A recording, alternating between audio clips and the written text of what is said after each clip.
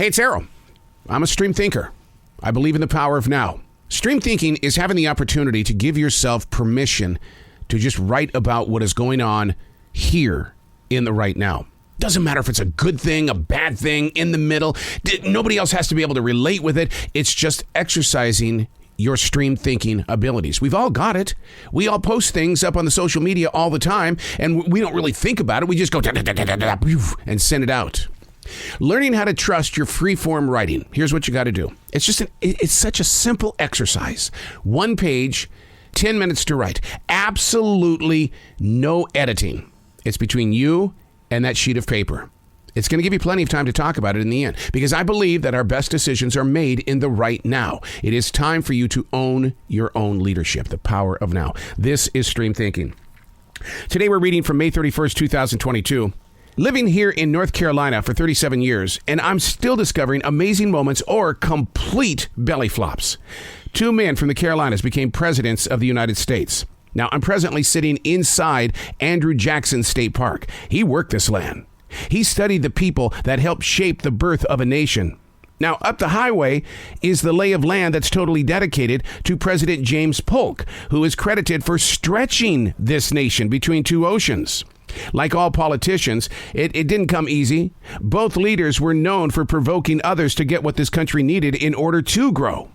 So much modernism has consumed this part of the world over the past 30 to 40 years.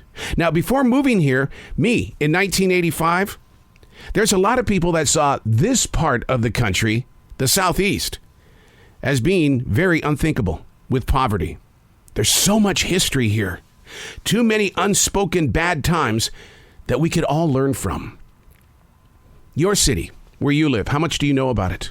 Or do you just know about being in that presence of now and whatever city council is deciding for taxes or what they're going to rebuild or take down? That's the way you live.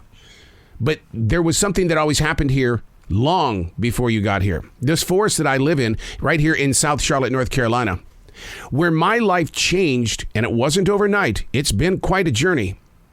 It was a book that was written about this part of the South and how people would run to this area to play by the lake that is only right there. It's just outside my window. They would play at the lake. They would eat wild grapes while smelling roses. When I read about that in a book about Charlotte, it changed me because I'm going, wait. That's my land. That's what people did? Well, where is it? Well, it was reshaped by decision makers.